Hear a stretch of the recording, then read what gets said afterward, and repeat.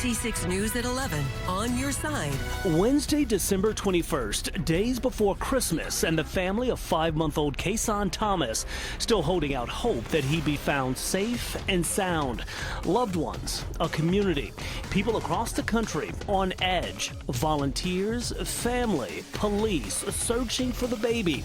Investigators trying to track down the suspect, Nalah Jackson, as well. Let's bring them home.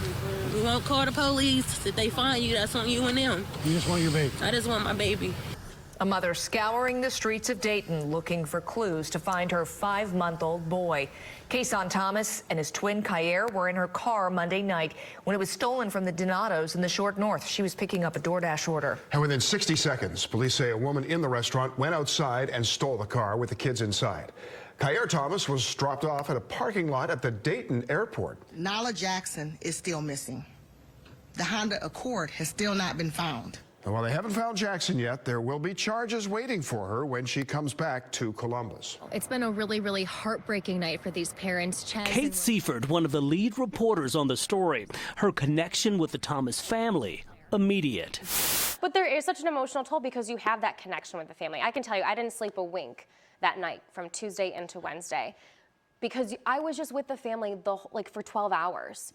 And all I was wanting was for an email to come through from CPD or from anybody that said they found this baby. They said that they're aware of her being here. Kate spending time with the family in Columbus and Dayton as they searched for answers. Any clues to the whereabouts of baby Kason? The emotions simply overwhelming. Another long night of searching in the Dayton area. We're outside the UDF in Huber Heights where the suspect Nalah Jackson was spotted earlier this week. But tonight we are going from neighborhood to neighborhood looking for any signs of the missing 5-month-old Kason Jackson. His mom, Wilhelmina, going back and forth between Columbus and Dayton searching for her son. We joined her aunt tonight who led the search. That's how much love Wilhelmina has. Everyone loves Wilhelmina. A group of loved ones rolling deep, all with the same goal of finding 5-month-old Kason Thomas. It's heartbreaking because it's like my child, and you know what I'm saying, like my grandchildren or whatever. So I'm trying to make sure I bring Wilhelmina back her babies. Wilhelmina's aunt, Wilma Booker, going from neighborhood to neighborhood Wednesday, spreading the word and searching for answers. We're going to all alleys, all trash cans, just stopping at all stores, garages, going in abandoned houses, just anywhere, just kind of like trying to man down the city as best as I can. Part of that search took us to a bus station in downtown Dayton. The family says they've heard the suspect, Nalah Jackson, was seen here. Just to see if we see her come in here trying to get on the bus, or it's just sitting under there trying to get warm because they have heaters. It's a place where a lot of, homeless people hang out. So we just maybe trying to see if she's coming to any of those, familiar spots. Wilma reiterating the same message they have since Monday night. We just want the baby. She can keep the car. We don't want no harm to come to Nalah. We don't, every mother, or woman, goes through stuff. So we're understanding. We just want the baby back. That's all. We just merely want the baby back. The family tells me they are going to continue searching every day until baby Kason is found. And they continue to urge the suspect, just like you heard there, just to bring their baby back safe and sound. On your side in Huber Heights, I'm Kate Seifert, ABC 6 News. And it was just the emotional toll of not having answers. And that morning, Wednesday morning, I talked to both parents and they had said they were staying in the Dayton area, and Wilhelmina on the phone answered first ring, and she thought that we had updates for her. And that was always really hard too because they're hopeful and, we don't have the answers that they want either. As the hours, days, and nights moved on, we slowly began to learn more about the chief suspect in the case, Nalah Jackson, the woman investigators say stole that car in the Short North with the 2 boys inside. She has a record. Lisa Rantala discovered she had a history of issues. When you have 2 baby twins stolen, it just seems, and mom's a DoorDash driver. In this economy, she's making ends meet. She does what she can. She's taken her twins with her, so you really feel, and I think this is a story that really impacted the entire community. Everybody cared about these two little baby twins taken just less than a week before Christmas. Lisa's reporting getting to the heart of past issues, leaving some wondering if anything could have been done sooner. Just 2 weeks before a statewide Amber Alert was issued out of the abductions of Kason and Thomas. Yeah, a Volkswagen hit me. I got out of the car to help the driver. The driver stole my car and proceeded into the intersection of Riverside and Post Road and got T-boned. Okay. With my car. Kidnapping suspect Nalah Jackson was cited for a series of traffic offenses out of Dublin. The lady took off. The car's still there, but she was like walking through traffic. A half dozen witnesses called 911 December 2nd to say Jackson crashed one car, stole a second, and then crashed that car too. She was taken to the hospital for her injuries, but then failed to show up to court December 16th for the case. Naturally, there is going to be a significant number of people who do not show up for whatever reason. In Jackson's case, this warrant was issued for her arrest. It was signed 3 days before police say Jackson abducted the Thompson twins in their mother's stolen car. If it's a, what I would say, mundane or less serious offense, it will sit there in a pile. And it's not going to be worked by a police officer with any high priority.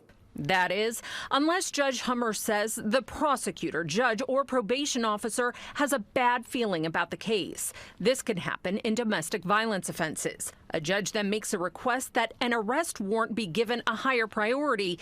In November, a Franklin County couple was granted a temporary restraining order on Jackson after they claimed she sent them death threats. When you see temporary restraining order, what does that tell you about a certain defendant? Well, it tells you have to take a little bit of a closer look. Judge Hummer tells me multiple cases out of multiple jurisdictions can become complicated in determining risk for one defendant. However, he says all high-profile cases like Jackson's will be reviewed. You knew just as these events unfolded, you knew that there was something that these kids are definitely in danger. You don't know what the mindset is of the person who took them. And that's dangerous and that's scary. And these poor little innocent children. I think it affected so many. And as a reporter, yes, this is one of those cases that I was glued, just like every viewer, just like I think every reporter, producer, every member of our news team. I think it tug at all of our heartstrings, this one especially. Lisa, relentless in her search for answers into Nalah Jackson's background, taking questions straight to the presiding judge in Franklin County Municipal Court. The first Friday this month in Dublin, She just took this lady's car and crashed in front of 161. drivers near Post Road continued to call 911. So you think they wrecked one car and tried to get away in another car? Yes. They wrecked on one car and then they got away with the other one. They said suspect Nalah Jackson wrecked her car, stole another, and wrecked that stolen car too. Yeah, a Volkswagen hit me. I got out of the car to help the driver. The driver stole my car and proceeded into the intersection of Riverside and Post Road and got T-boned. Okay. With my car, my stolen car. However, Jackson was cited with a series of misdemeanors for the chain of events, the most severe fleeing the scene of crash. Then she failed to appear in court December 16th to face those misdemeanor charges. A warrant was issued for her arrest 3 days before Kason and Thomas were kidnapped in their mother's stolen car. It would be next to impossible to say, let's place a high priority on this person who failed to show up for a traffic offense. According to the Ohio Revised Code, grand theft of a motor vehicle is a fourth-degree felony, which increases the severity of the case and risk of the defendant. It comes with a maximum sentence of 18 months in prison and 5 years probation. To prove auto theft, prosecutors need to show Jackson deprived the victim of her car without consent. They try to keep the bad people off the street, or the people who do bad acts off the street. But sometimes it's more difficult to accomplish that. I asked Dublin police about potential felony charges. They just sent me this. After the December 2nd crash, Dublin police sent charges to the grand jury for review. Those include receiving stolen property and theft charges related to 2 stolen vehicles involved in that crash. However, as the case still stands today, presiding Franklin County Municipal Court Judge Mark Hummer tells me, had Jackson shown up for her court date, she still may have been back out on the street the same day. Had she shown up the first day at court, it might have resulted in a fine, and then she still would have been in the exact same place a few days later when this bad act occurred. Who is Nalah Jackson? How dangerous is Nalah Jackson? What kind of mindset is she dealing with? As the search for answers about Jackson's past continued, loved ones of Kason Thomas, along with the community, continued to pray for his safe return. Nalah, you know how to do the right thing. Steve Levine was on hand for a community-wide vigil in Linden, emotions pouring over. Listen in. Neighbors here in Linden joined clergy, community leaders, and police, praying 5-month-old Kason's returned home soon. I've been up for 2 nights because of this. While many people in this crowd do not even know the missing baby boy or his parents, they say they are here because they share a bond that can never be broken.